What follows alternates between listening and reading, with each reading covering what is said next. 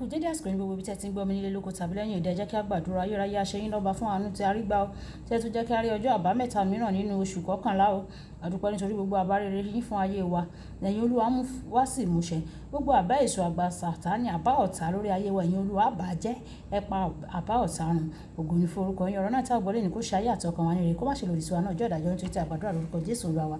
Àmín. Àmín ní orúkọ Jésù. Ìwé ọ̀run ṣíṣí tí a ti ọwọ́ olùṣọ́-àgùntàn Enoch Adéjàre Adeboye kọ.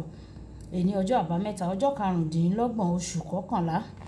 Àkòrí tí a ó gbéyẹ̀wò sọ pé nígbà tí Ọlọ́run bá sọ ọ́ di mímọ́ apá kejì. Nígbà tí Ọlọ́run bá sọ ọ́ di mímọ́ apá kejì. A mú àkósórí wa nínú ìwé Dáníẹ́lì orí ìkẹrin ẹsẹ̀ ìkẹtàdínlógójì.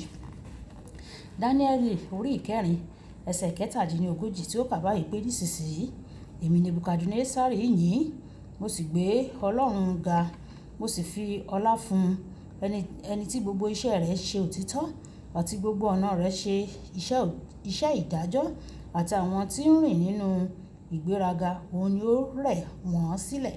Nígbà tí a mú Bíbélì kíkà wa ti èní nínú ìwé Dáníẹ́lì bákan náà orí ìkẹrin. Dáníẹ́lì orí ìkẹrin ẹsẹ̀ ìkẹtàléníogún títí dé ẹsẹ̀ ìkẹtàdínlógójì. Dáníẹ́lì orí ìkẹrin ẹsẹ̀ ìkẹtàlélógún títí dé ẹsẹ̀ ìkẹtàdínlógójì tí ó kà báyìí. Àti gẹ́gẹ́ bí ọba ti rí olùṣọ́ kan, àní ẹni mímọ́ tí ó sọ̀kalẹ̀ láti ọ̀run wá, tí ó wí pé ké igi náà lulẹ̀ kí ó sì parun, ṣùgbọ́n fi kùkùté gbòǹgbò rẹ̀ sílẹ̀ láyé, àní tí òun ti idẹ irin àti ti idẹ nínú koríko tútù ìgbẹ́, kí ó sì jẹ́ kí ìrì ọ̀run ṣẹ̀ sí i lára, kí ìpín rẹ̀ sì wà pẹ̀lú àwọn ẹranko ìgbẹ́ títí ìgbà méje yóò fi kọjá lórí rẹ̀. Ọba, ìtumọ̀ rẹ̀ ní èyí o, àti èyí yìí ni àṣẹ ọ̀gá ògo tí ó wá sórí ọba olúwa mi. Wọn ò lé ọ kúrò láàrín ènìyàn, ibùgbé rẹ yóò sì wà pẹ̀lú àwọn ẹranko ìgbẹ́. Ìwọ yóò sì mú kí ìwọ kí ó jẹ koríko bíi màlúù, ìwọ ó sì mú kí ìrì ọ̀run kí ó sẹ̀ sí ọ lára. Ìgbà méje yóò sì kọjá lórí rẹ títí ìwọ yóò fi mọ̀ pé ọ̀gá ògo ní í ṣe olórí ní ìjọba ènìyàn, òun a sì fi fún ẹnikẹ́ni tí ó wù ú. Àti gẹ́gẹ́ bí wọ́n sì ti pàṣẹ pé kí wọn kí ó fi kùkùté gbòǹgbò igi náà sílẹ̀, ìjọba rẹ yóò jẹ́ tìrẹ lẹ́yìn ìgbà tí o bá ti mọ̀ pé ọ̀run ní í ṣe olórí. Nítorí náà ọba, jẹ́ kí ìmọ̀ràn mi kí ó jẹ́ ìtẹ́wọ́gbà lọ́dọ̀ rẹ, kí o sì fi òdodo já ẹsẹ̀ rẹ kúrò àti àìṣedéédéé rẹ nípa fífi àánú hàn fún àwọn tálákà, bí yóò bá lè mú àlàáfíà rẹ pé. Gbogbo èyí dé bá Nebukadnésárì ọba lẹ́yìn oṣù méjìlá, ó sì ń rìn kiri láàrin ààfin ìjọba Bábílónì. Ọba sì dáhùn wípé kò ṣe pé èyí ni Bábílónì ńlá tí èmi ti fi lélẹ̀ ní agbára mi kọ́ ní ilé ìjọba àti fún ògo ọláńlá mi. Bí ọ̀rọ̀ náà sì wá láti ẹnu ọba, ohùn kan fọ̀ láti ọ̀run wá pé Nebukadnésárì ọba, ìwọ ni ó sọ fún pé o gba ìjọba rẹ kúrò ní ọwọ́ rẹ. A ó sì ké ọ kúrò láàrín ènìyàn, ibùgbé rẹ yóò sì wà pẹ̀lú àwọn ẹranko ìgbẹ́. Ìwọ yóò sì mú jẹ koríko bíi màlúù. Ìgbà méje yóò sì kọjá lórí rẹ títí ìwọ yóò fi mọ̀ pé ọ̀gá ògo ní í ṣe olórí nínú ìjọba ènìyàn, òun sì fi fún ẹnikẹ́ni tí ó wù ú. Ní wákàtí kan náà ni nǹkan náà sì ṣẹ sí Nebukadnésárì, a sì lé kúrò láàrín àwọn ènìyàn, ó sì jẹ koríko bíi màlúù, a sì mú kí ìrì ọ̀run ṣẹ̀ sí i lára títí irun rẹ̀ fi kún gẹ́gẹ́ bí ìyẹ́ idì, èékánná rẹ̀ sì dàbí ti ẹyẹ. Lẹ́yìn òpin ìgbà náà, èmi Nebukadnésárì sì gbé ojú mi sókè sí ọ̀run, òye mi sì tọ̀ mí padà wá, èmi sì fi ìbùkún fún ọ̀gá ògo. Mo yìn ín, mo sì fi ọlá fún ẹni tí ó wà títí láéláé, ẹni tí ìjọba rẹ̀ jẹ́ ìjọba àìnípẹ̀kun, agbára àti ìjọba rẹ̀ láti ìran dé ìran ni. Gbogbo àwọn aráyé ni ó sì kà á sí bí ohun asán. Òun a sì máa ṣe gẹ́gẹ́ bí ó ti wù ú nínú ogun ọ̀run àti láàrín àwọn aráyé.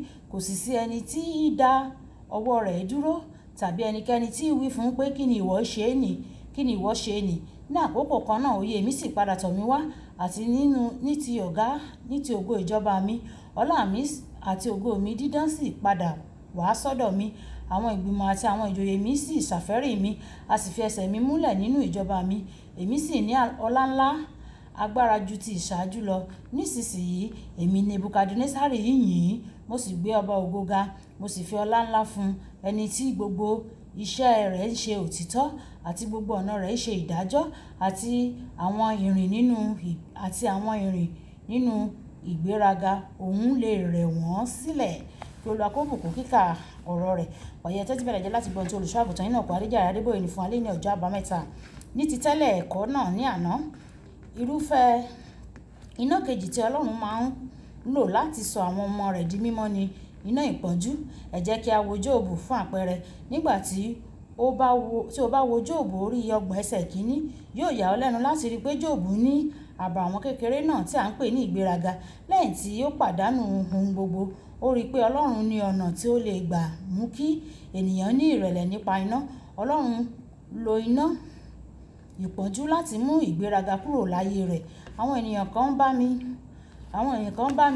wọ́n bá mi pé kí ni ìdí tí mo fi máa ń ṣe bẹ́ẹ̀ ni sà, bẹ́ẹ̀ ni mà sí gbogbo ènìyàn. Mi ò kì í ṣe bẹ́ẹ̀ ni tẹ́lẹ̀. Mo jẹ́ ọ̀kan lára àwọn ènìyàn tí ó ní ìgbéraga jùlọ tí o lè bá pàdé rí. Kódà nígbà tí mo tilẹ̀ jẹ́ tálákà, ṣùgbọ́n Ọlọ́run kọ́ mi ní ẹ̀kọ́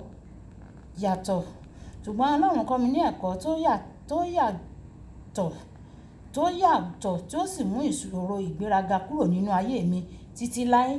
Nígbà tí mo di àtúnbí, ọ̀kan lára àwọn ìbùkún tó ga jù tí Ọlọ́run fún mi tí mo rí gbà lọ́dọ̀ Ọlọ́run ni agbára láti máa gbọ́.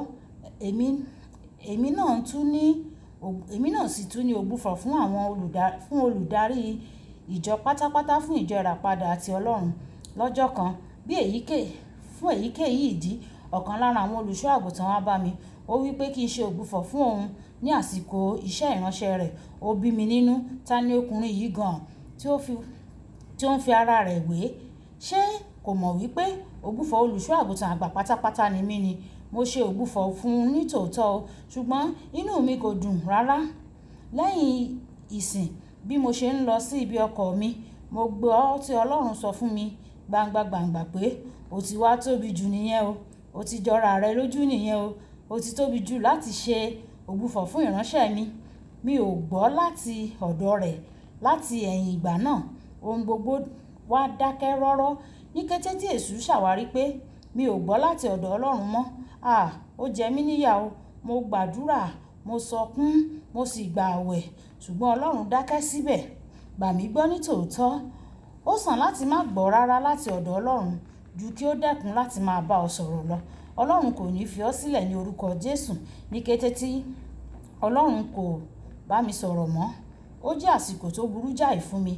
Ní ìtara, mo sọ fún Olúwa, mo bẹ̀ ọ́, mo bá ọ dá májẹ̀mú.